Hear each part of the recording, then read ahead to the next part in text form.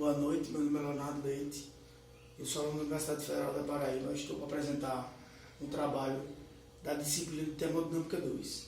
Eu vou falar sobre o equilíbrio de fases. Eu vou falar sobre o equilíbrio de fases para um sistema de único componente, a regra de fases e o equilíbrio de fases para um sistema de multicomponentes. Estado de equilíbrio de um sistema. O estado de equilíbrio de um sistema é dado quando a diferencial de Gibbs para uma temperatura e uma pressão é igual a zero.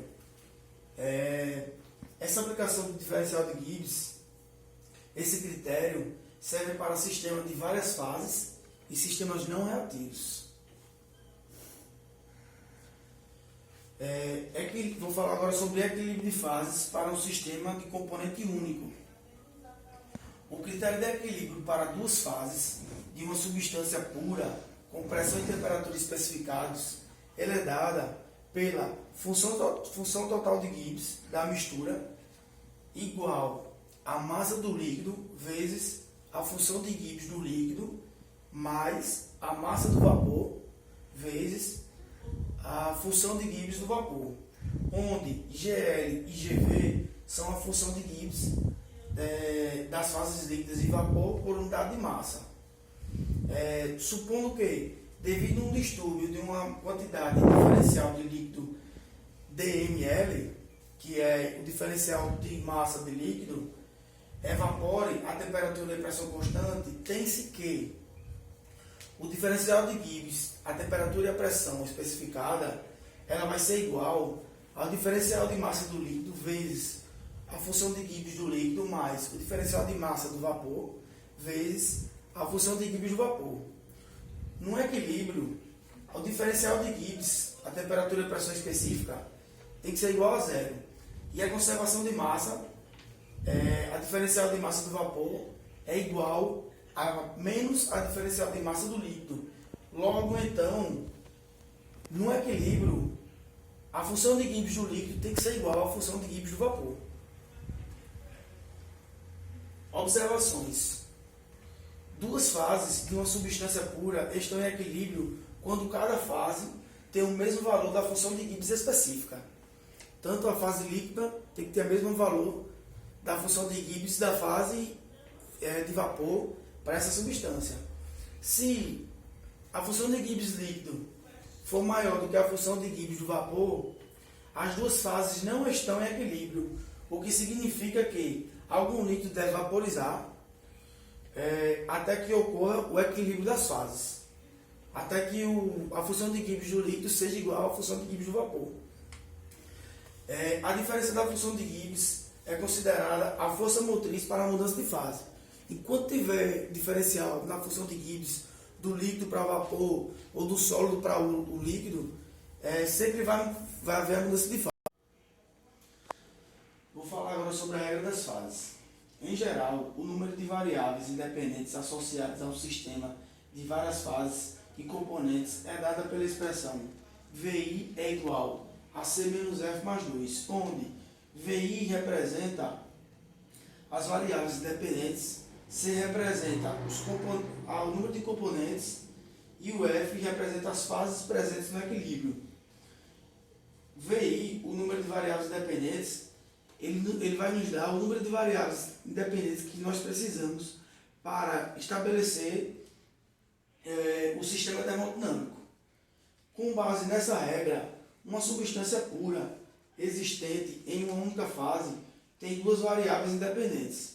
Podemos ver isso pela equação. Se ela é uma substância pura, ela só tem um componente, então C vai ser igual a 1. Se ela está em uma única fase, o F também vai ser igual a 1. Então, as variáveis independentes vai ser igual a 1 menos 1 mais 2. No caso, vai ser igual a duas variáveis independentes. Para achar o sistema termodinâmico de uma substância pura, né? Com uma única fase.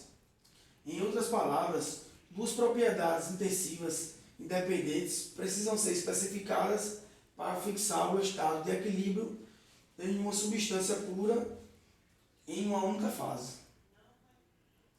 Equilíbrio de fases em um sistema de multicomponentes. Um sistema de várias fases e componentes a pressão e temperatura especificadas está em equilíbrio quando não há nenhuma força motriz entre as diferenças de fase de cada componente. Não há nenhuma força motriz quer dizer que o diferencial de Gibbs entre as fases tem que ser igual a zero de cada componente. Cada componente tem que ter o diferencial de Gibbs do líquido igual ao do gasoso, a parte gasosa, igual à da parte sólida. Podemos ver aqui, ó, que o Gibbs do líquido da substância 1 é igual ao Gibbs do líquido da substância, o Gibbs do vapor da substância 1, que tem que ser igual ao Gibbs do sólido da substância 1.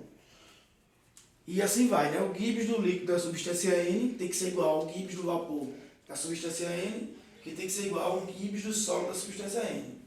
Assim, para o equilíbrio de fases, a função de Gibbs de cada componente deve ser igual à de todas as fases. Alguns componentes podem existir em mais de uma fase sólida, em temperatura e pressão especificadas. Neste caso, a função de Gibbs de cada fase também deve ser igual. Vou falar agora sobre a lei de Henry. Muitos processos envolvem a absorção de um gás em um líquido. Gases, em sua maioria, são pouco solúveis em líquidos.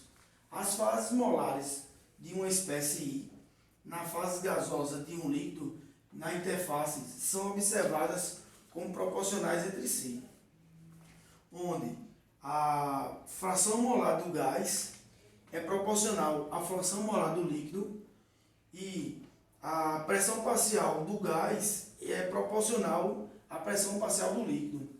Uma vez que a fração molar do gás no líquido ela é igual à pressão parcial do gás dividido pela pressão total.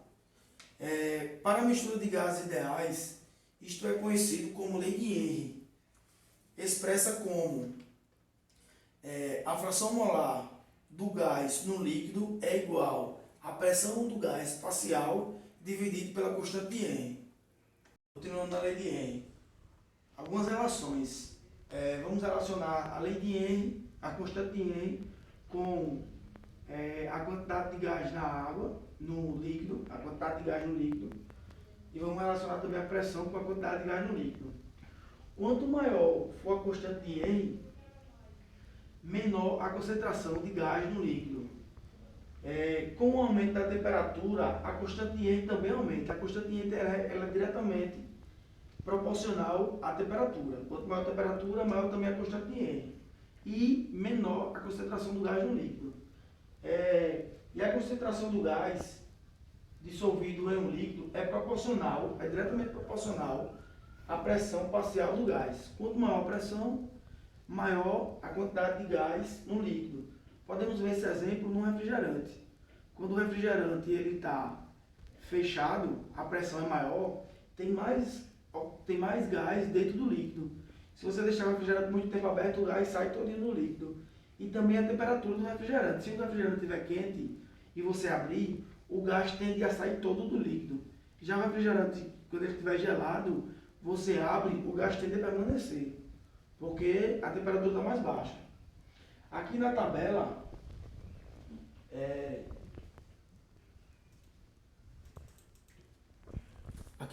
podemos ver uma relação direta entre a temperatura e a constante de Henry. Onde aqui nós podemos pegar, por exemplo, o oxigênio, o carbono, dióxido de carbono, CO2. Ele é a 290 kelvins, ele está com a constante de Henry em 1280. A 3300 Kelvin, a constante de Henry é 3220. E assim sucessivamente, todos eles aumentam junto com a temperatura. Isso é uma tabela que representa o aumento da constante de Henry com a temperatura.